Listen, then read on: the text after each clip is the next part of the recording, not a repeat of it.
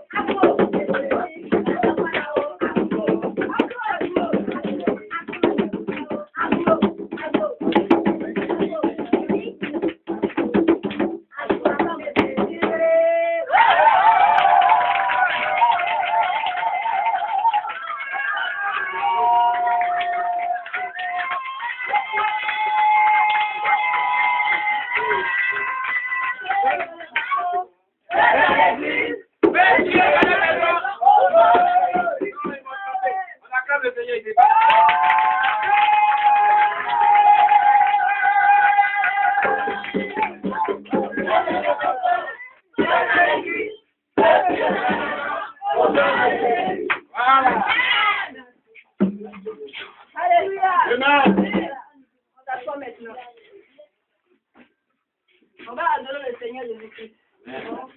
Chanter cette chanson d'adoration.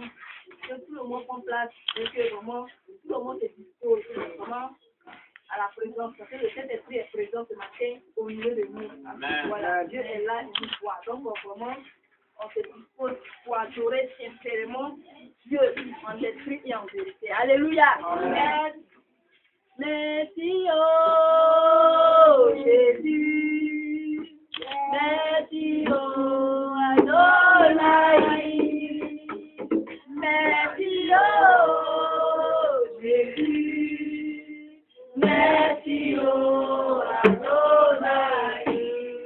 Comment ne pas te remercier pour tout ce que tu as fait pour moi. Comment ne pas te remercier pour tout ce que tu as fait pour moi. Merci, oh Jésus. Merci, oh Adonai. Merci, oh Jésus. Merci, oh Adonai. Comment ne pas te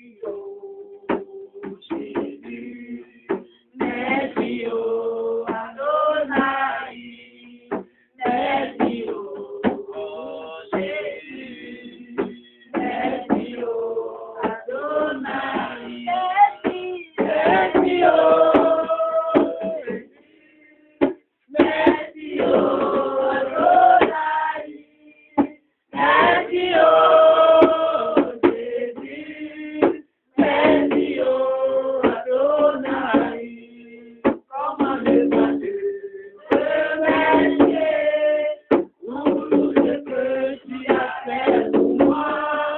Comment ne pas te remercier pour tout ce que tu as fait pour moi.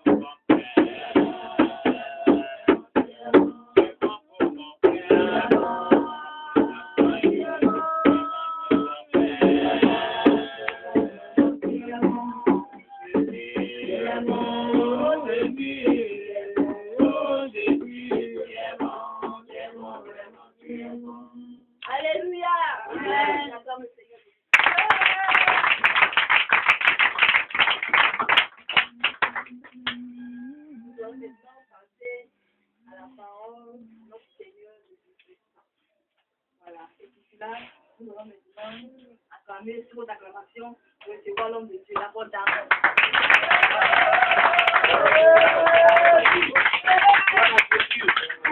Que le Seigneur vous bénisse. Amen. On acclame le Seigneur Jésus.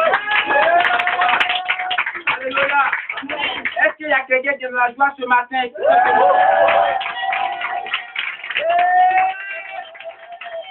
Amen.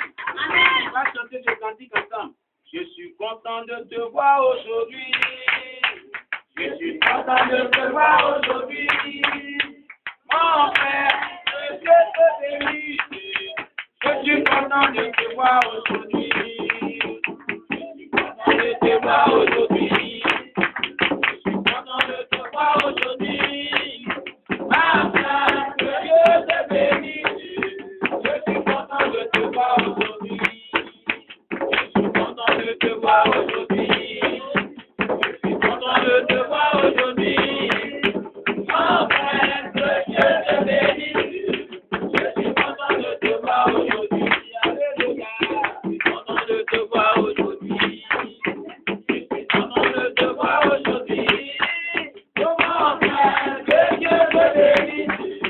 Je suis content de te voir aujourd'hui. Je suis content de te voir aujourd'hui. Je suis content de te voir aujourd'hui. Mon frère, que Dieu te bénisse. Je suis content de te voir aujourd'hui. Alléluia. Que le Seigneur vous bénisse. Amen. On va fermer les yeux, on va prier pour la parole de Dieu. On ferme les yeux, chaque personne prie pour la parole du Seigneur et confie son cœur à Dieu, confie ce moment vraiment de la parole de Dieu à notre Sauveur, en fait qu'il nous édifie, il nous donne la compréhension de son message, il nous bénit au travers de ce message. Au nom de Jésus, prions le Seigneur notre Dieu. Je te rends toute la gloire, Seigneur. Toi qui es vivant et tu es roi. Toi qui es le Seigneur des Seigneurs. Toi qui nous accordes la vie. Toi qui nous accordes la santé. Toi qui as permis que ce moment précis est arrivé. Le moment de pouvoir écouter ta parole. Le moment de pouvoir être égayé par ta parole. Le moment de pouvoir être vraiment instruit par ta parole. Seigneur, restaure-nous par ta parole. Seigneur, donne-nous la compréhension de ce message. Seigneur, assume puissamment cet esprit de Dieu. Seigneur, bénis ta parole au milieu de nous. Seigneur, bénis tout le monde au nom puissant de Jésus. Et que tout esprit qui ne confesse pas dans le Christ soit auteur au milieu de nous. Dans le nom puissant de Jésus. Et Seigneur Dieu, je te prie de couvrir ce moment par le sang de l'agneau de Dieu. Que le sang de Jésus soit imbibé partout. Et que ta grâce soit au milieu de nous. Merci Seigneur notre Dieu. Dans le nom puissant de Jésus-Christ. Gloire à toi l'agneau de Dieu dans le Jésus-Christ. Amen. Bien-aimés, nous ouvrons nos Bibles dans le livre de Luc chapitre 15. L'évangile de Luc chapitre 15, versets 11 à 32. Amen. L'évangile de Luc chapitre 15, versets 11 à 32. Alléluia. Je fais la lecture. Il dit encore, un homme avait 2 fils. Le plus jeune dit à son père, mon père, donne-moi la part de bien qui doit me revenir. Et le père leur partagea son bien. Peu de jours après, le jeune fils ayant tout ramassé, partit pour un pays éloigné où il dissipa son bien en vivant dans la débauche. Lorsqu'il eut tout dépensé, une grande famine survint dans ce pays. Et il commença à se trouver dans le besoin. Il alla se mettre au service d'un des habitants du pays qui l'envoya dans ses champs garder les pourceaux. Il aurait bien voulu se rassasier des courades, des carouges que mangeaient les pourceaux, mais personne ne lui en donnait. Étant rentré en lui-même, il s'est dit, combien de mercenaires chez mon père ont du pain en abondance, et moi ici je meurs de faim. Je me lèverai, j'irai vers mon père, et je lui dirai, mon père, j'ai péché contre le ciel et contre toi. Je ne suis plus digne d'être appelé ton fils. Traite-moi comme l'un de tes mercenaires. Et il se leva et alla vers son père. Comme il était encore loin, son père le vit et fut ému de compassion. Il courut se jeter à son cou et le baisa. Le fils lui dit, mon père, j'ai péché contre le ciel et contre toi. Je ne suis plus digne d'être appelé ton fils. Mais le père dit à ses serviteurs, apportez vite la plus belle robe et l'en revêtez. Mettez-lui un anneau au doigt et des souliers aux pieds. Amenez le veau gras et tuez-le. Mangeons et réjouissons-nous. Car mon fils que voici était mort et il est revenu à la vie. Il était perdu et il est retrouvé. Et il commençait à se réjouir. Or, le fils aîné était dans les champs. Lorsqu'il revint et approcha de la maison, il entendit la musique et les danses. Il appela un des serviteurs et lui demanda ce que c'était. Ce serviteur lui dit, ton père et ton frère est de retour. Et parce qu'il l'a retrouvé en bonne santé, ton père a tué le veau gras. Il se mit en colère et ne voulut pas entrer. Son père sortit et le pria d'entrer. Mais il répondit à son père, voici, il y a tant d'années que je te sers, sans avoir jamais transgressé tes ordres. Et jamais tu ne m'as donné un chevreau pour que je me réjouisse avec mes amis. Et quand ton fils est arrivé, celui qui a mangé ton bien, avec des prostituées, c'est pour lui que tu as tué le veau gras. Mon enfant lui dit le père, tu es toujours avec moi, et tout ce que j'ai est à toi. Mais il fallait bien s'égayer et se réjouir, parce que ton frère que voici était mort et qu'il est revenu à la vie. Parce qu'il était perdu et qu'il est retrouvé. Alléluia. Dis à ton frère, toi qui es mort, reviens à la vie. Toi qui es mort, reviens à la vie. Parle très fort, dis à ton frère, toi qui es mort, reviens à la vie. Toi qui es mort, reviens à la vie. Dis-lui encore cela, toi qui es mort, reviens à la vie. Toi qui es mort, reviens à la vie. Bien-aimé, le thème que le Seigneur m'a fait comprendre de ce texte biblique que je voudrais partager avec vous ce dimanche, c'est toi qui es mort, reviens à la vie. Alléluia. L'histoire que voici raconte qu'il y avait un père de famille qui avait deux de ses enfants. Ce père de famille possédait des grands biens. Alléluia. Et ici, le père de famille symbolise Jésus-Christ de Nazareth. À qui appartient l'or, l'argent? À qui appartient toutes choses? À qui appartient la prospérité? À qui appartient le succès? À qui appartient le mariage? À qui appartient les bénédictions spirituelles, financières, matérielles? À qui appartient le monde entier? Celui à qui appartient toutes choses, c'est Jésus-Christ de Nazareth. Alléluia. Alléluia. Est-ce qu'il parle à quelqu'un ce matin? Alléluia. Les fils, ces deux fils dont il est question ici, représentent le peuple de Dieu que nous sommes. Amen. Amen. Ils représentent la créature humaine que nous sommes. Il est arrivé à un certain moment de cette histoire, de cette petite famille, que l'un des fils, qui était le plus petit, alléluia. Parce qu'il y avait l'aîné et il y avait le plus petit. Et donc l'un de ses fils a pris la résolution sur lui de demander sa part d'héritage. C'est-à-dire les biens qui lui appartenaient de droit. Il a réclamé sa part d'héritage pour aller vraiment vivre sa vie comme bon lui semble. Alléluia. Amen. Son père n'a pas lutté avec lui. Il lui a dit, tiens, voici ta part d'héritage, voici ce qui te revient de droit. Prends. Alléluia. Il a partagé en même temps ce jour-là les biens. C'est ce que la Bible dit. Alléluia. La Bible dit qu'il leur partagea. Alléluia. Donc, lorsqu'il a partagé, le plus grand reçu pour lui, il est resté tranquille, il est resté sans bouger, il est resté au service de son père. Mais le plus petit a pris ses biens, il est allé dans un pays éloigné. Il est allé dans un pays étranger. Il a suivi vraiment un autre maître. Il a suivi vraiment un autre pays. Il s'est éloigné du Père qui est Jésus. Alléluia.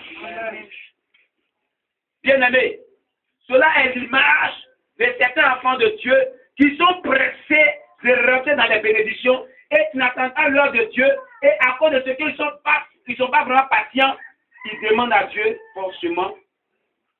Ils forcent la main de Dieu par rapport à certaines choses qu'ils réussissent avec Dieu. Ils n'attendent pas le temps de Dieu. Ils forcent la main de Dieu pour dire, tu es mon Père, donne-moi ma part d'héritage, donne-moi ma bénédiction, donne-moi ce que j'attends de toi, donne-moi, donne-moi, donne-moi. Je dis, ok, Dieu, prends ta part de bénédiction. Ils prennent, ils s'éloignent de Dieu. Ils s'éloignent de la présence de Dieu. Ils s'éloignent de la famille de Dieu. Ils s'en vont dans un autre pays étranger. Ils s'en vont vivre dans une autre famille. Ils s'en vont sur un autre maître. Alléluia. Alléluia. Ils sont plus sur la couverture de Dieu. Ils ne bénéficient plus de la protection de Dieu. Ils ne bénéficient plus de la sagesse de Dieu. Donc la bénédiction qu'ils ont reçue, ils vont pour la dilapider dans une vie qui n'est pas agréable à Dieu. La Bible dit qu'il a pris ses biens, il allait vraiment vivre avec les prostituées dans la débauche. Alléluia. Dans la débauche. Bien-aimé, toi qui es mort, reviens à la vie. Le mort qu'il est question ici, c'est cet enfant, ce jeune homme. Il n'était pas mort. Il n'était pas mort. Alléluia. Amen. La question qu'il me pose, regardez bien ce que le Père dit. Il dit, mon fils qui était mort est revenu à la vie. Alléluia. Qu'est-ce qui a fait que ce fils était mort et que ce fils avait désobéi à la parole de Dieu? Avec le bien, il était allé vivre une vie de débauché avec les prostituées. Cela symbolise la vie du péché qui est dans ta vie. Quand tu es un enfant de Dieu et que tu vis dans la vie de péché, la mort survient dans ta vie. La mort vient dans ta vie. La mort vraiment t'engloutit. C'est la vie de débauché qu'il a vécu qui fait de lui un mort. Un mort. Un mort. Alléluia. Toi qui es mort, reviens à la. Toi qui es mort, reviens à la vie. La mort symbolise ce que tu vis qui n'est pas la gloire de Dieu. C'est parce qu'il avait vécu une vie qui n'était pas la gloire de Dieu qu'il était mort. Loin de la face de Dieu, loin de la présence de Dieu, loin de vraiment le Seigneur Jésus-Christ. Alléluia. Gloire à Jésus-Christ. Peut-être que tu penses que Dieu ne te voit pas, les gens ne te voient pas. Dans ce que tu fais dans le secret. Mais Dieu te voit. Dieu te voit. La vie que tu mènes, Dieu la voit. Les pensées que tu as, Dieu les voit. Ce que tu mijotes dans ton cœur chaque jour, Dieu te voit. Il te dit, ah, le pasteur ne me voit pas. Ah, mes parents ne me voient pas. Ah, mes frères en Christ ne me voient pas. Mais Dieu à qui rien n'est caché te voit dans ce que tu fais qui n'est pas agréable à Dieu. Alléluia. Amen. Et tu es en train de mourir comme cela, dans le péché. Le chemin que tu es en train d'emprunter est le chemin de la mort. Car la Bible déclare que le salaire du péché, c'est la mort. Mais le don gratuit de Dieu, c'est la vie éternelle à Jésus-Christ, notre Sauveur. Alléluia. Amen. Citons la mort. La mort est la mauvaise vie. Sortons de la mort. La mort n'est pas une bonne chose. La mort qui est la vie du péché que nous menons. La mort qui est la conduite que nous menons qui n'est pas bonne, qui n'est pas agréable à Dieu. Cette mort est en train de détruire notre vie. Alléluia. Amen. Alléluia. Amen. Sors de la mort. Reviens à la vie. Toi qui es mort. Je dis bien, sors de la mort. Le Seigneur m'a dit, dis-le de sortir de la mort. La mort n'est pas de Dieu. Elle n'est pas bonne. Dieu veut que tu vives. Alléluia. Amen. Alléluia. Amen.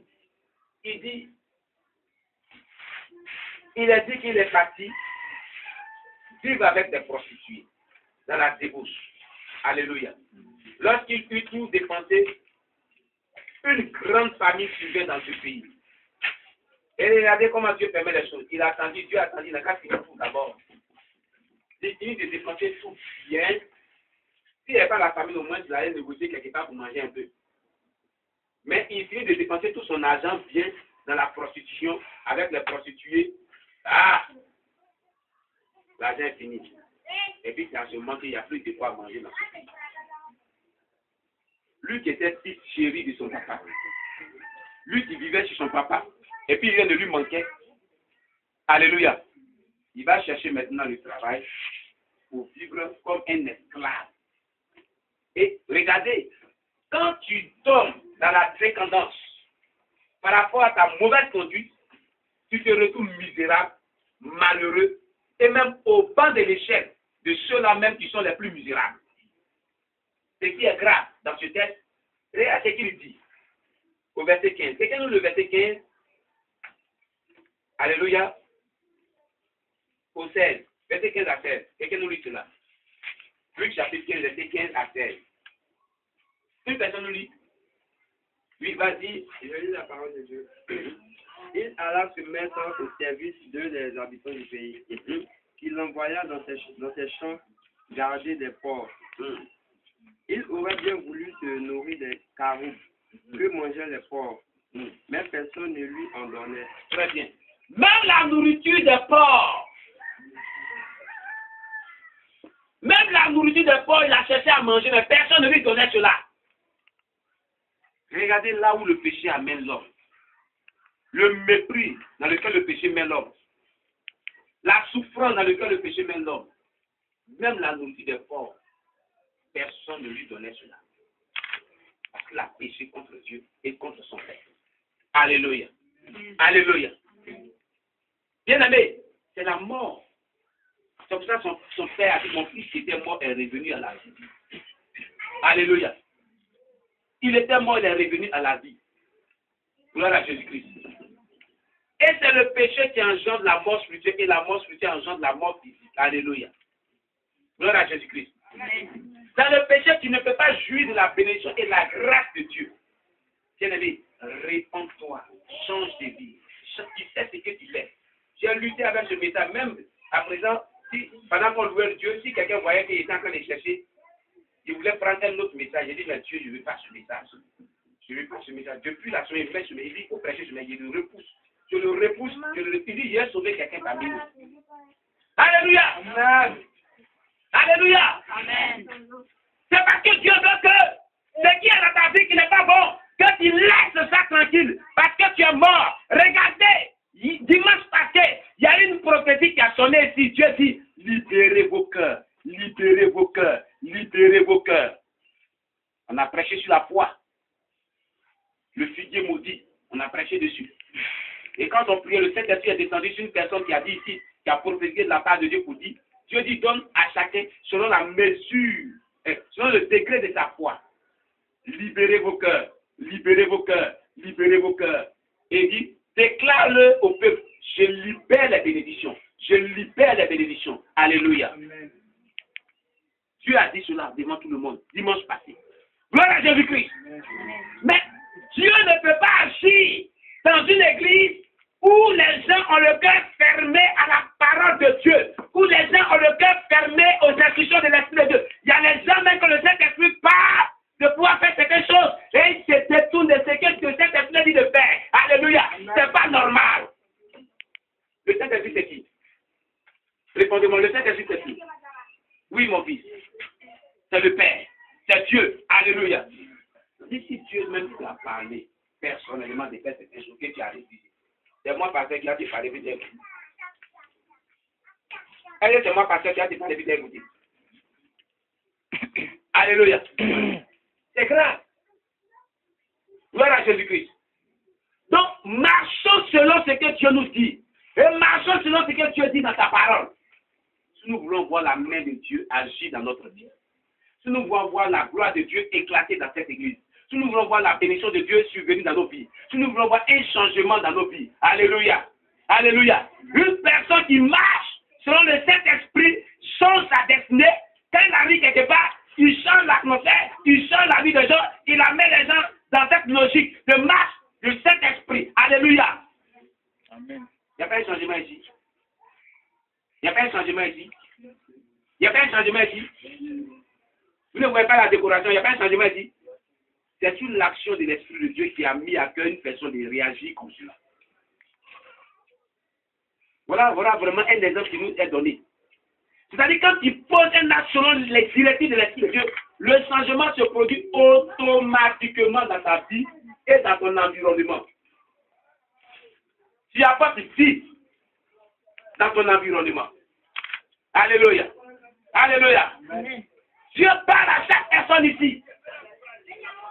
Dieu nous parle au travers de sa parole, au travers des prédications, au travers de nos méditations journalières, au travers de nous-mêmes, nos propres cœurs. Il vient nous donner des instructions, il vient nous parler en sens, il vient nous parler la vision. Mais qu'est-ce que nous faisons de tout ce qu'il nous dit? Nous qui voulons voir notre vie changer dans la bénédiction. Regardez très bien. Quand la Bible nous dit, dans le livre des 2 Corinthiens 5, verset 17, si quelqu'un est en Christ, il est une nouvelle créature. Les choses anciennes sont passées. Voici. Toutes choses sont devenues nouvelles. Alléluia. Qui est en Christ ici? Très bien. On acclame Jésus-Christ. Maintenant, tu veux nous dire la réalité, dans la réalité que les choses anciennes que tu faisais, qui sont le péché, doivent passer. Tu dois changer de vie. Alléluia. Afin que les choses nouvelles viennent dans ta vie. Donc, si ta vie de péché a changé, la vie de péché t'engendre la souffrance aussi va passer aussi. Et si la souffrance est passée aussi, les choses nouvelles qui vont venir, c'est une vie de sanctification, une vie nouvelle qui va venir, une vie agréable à Dieu, qui est de paix aussi avec la bénédiction. Alléluia. Alléluia. Amen. Mais dans ce passage, quand on voit cela bien, qui déclenche cette bénédiction dans ta propre vie? C'est celui-là qui fait passer les choses anciennes. Donc nous sommes les auteurs, nous sommes auteurs même du déclic de la bénédiction dans nos propres vies. Alléluia. Alléluia. C'est nous qui faisons envoyer la bénédiction dans nos propres vies. Alléluia. De par nos attitudes, de par nos caractères, de par la vie que nous menons. C'est bien-aimé. Si tu mènes une vie agréable à Dieu, Dieu enverra sa faveur dans ta vie. Dieu enverra le bonheur dans ta vie. Dieu enverra la victoire sur tes ennemis. Dieu enverra que tu marches tes ennemis. Dieu enverra que le déblocage vienne à toi. Dieu enverra vraiment le succès en toi. Dieu enverra le mariage en toi. Dieu fera que tu triomphes de tes ennemis. Dieu fera que ce que ton cœur recherche avec lui, tu le reçois. Dieu fera que tu sois le premier et non le dernier. Dieu fera que dans tout ce que tu entreprends, tu prospères à tous égards. Alléluia. Amen. Gloire à Jésus-Christ. Tout dépend de toi. Tout est dans ta main. Si nous voulons voir la gloire de Dieu dans cette église, il faut que nous-mêmes, nous nous mettons vraiment en phase avec la parole de Dieu. Il faut que nous-mêmes, nous vivons ce que la Bible déclare. Il faut que nous-mêmes, nous marchons selon ce que le Saint-Esprit nous dit. Alléluia. Amen. Le Saint-Esprit te dit, fais ceci, fais cela, fais ceci, fais cela, fais ceci, fais cela. Tu refuses de le faire. Mais qui va te bénir? C'est Dieu. Écoutez. J'ai posé une question à un père de famille. Si tu dis à ton enfant de faire certaines choses, de faire certaines choses qu'il ne le fait pas, et que ton enfant en retour te réclame certaines choses, tu es content, tu vas lui donner? Amen. Alléluia. Il dit bien jamais. Alléluia. Parce que tu n'es pas content de lui. Dieu est notre frère, nous sommes ses enfants. Il nous dit personnellement, par son esprit, et par sa parole, de faire certaines choses. Nous refusons de le faire.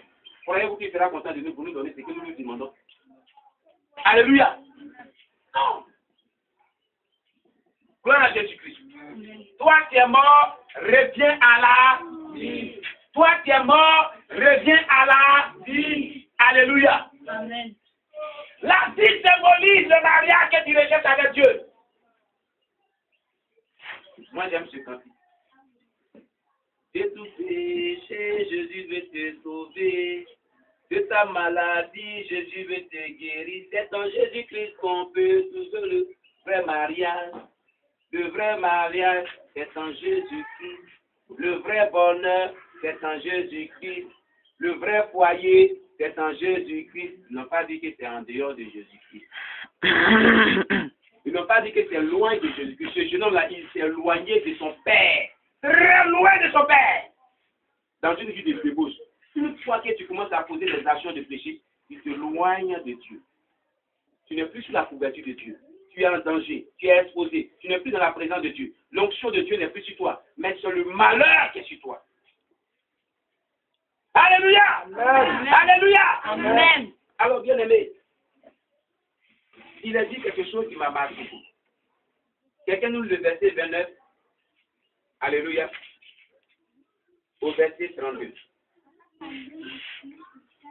Du verset 29 au verset 32. Luc chapitre 15. Oui. Mais il a répondu à son père, voilà tant d'années que je suis à ton service, sans jamais désobéir à tes ordres, et jamais tu ne m'as donné un chevreau pour que je fasse la fête avec mes amis. Mais quand ton fils est arrivé, celui qui a mangé tes biens avec des prostituées, pour lui tu as tué le veau engraissé. Mon enfant, lui dit le père, tu es toujours avec moi et tout ce que j'ai est à toi. Reprends cette phrase. Mon enfant, lui dit le père, tu es toujours avec moi et tout ce que j'ai est à toi. Mais il fallait bien faire la fête. D'accord. Ça me suffit. Il s'agit de deux personnes, deux types de chrétiens. Il y a des chrétiens, comme on a dit au départ, qui ont demandé la bénédiction, ils ont porté la main de Dieu, ils ont porté la main de Dieu jusqu'à Dieu dit tiens, ils sont allés gaspiller, ils sont là dans le péché. Mais il y a beaucoup de chrétiens qui sont restés tranquilles avec leur bénédiction, ils sont restés au service de Dieu. Ils sont restés au service de Dieu. Donc si Dieu t'a permis, avec la bénédiction que tu as, prends la bénédiction, mets ta bénédiction là au service de Dieu. Au service de Dieu.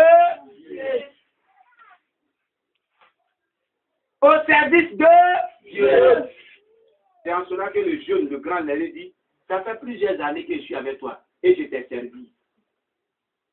Je t'ai servi, tu n'as jamais tué un seul veau pour moi. Mais celui-là qui a pris sa bénédiction, il fallait gaspiller. Loin de toi, loin de nous, dans un pays étranger, dans la débauche, dans la prostitution. Il vient à peine d'arriver. Et puis il est venu faire pour lui. Je suis pas content. Alléluia. Alléluia. Amen. Quelle a été la réponse?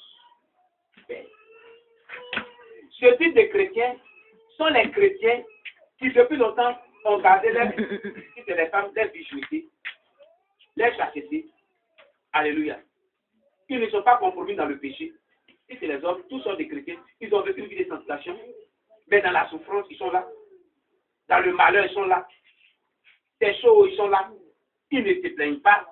Ils ne sont pas plaints, mais c'est quand ils ont tué un veau gras pour l'autre là, qui se plaint au Père. Alléluia. Bien aimé, toi qui as décidé de vivre une vie chrétienne, on se moque de toi, on t'insulte, on te persécute, on dit des mauvaises choses sur toi, mais tu es accroché à Jésus-Christ, mais tu es toujours à Jésus-Christ, tu ne te plains pas, et tu ne dis rien. Alléluia. Amen. Voici la parole de Dieu pour toi. Voici les bénédictions qui t'attendent pour toi. Voici ce que Dieu dit de toi. Alléluia. Reprends le verset qui t'est dit. Reprends. Vous allez écouter.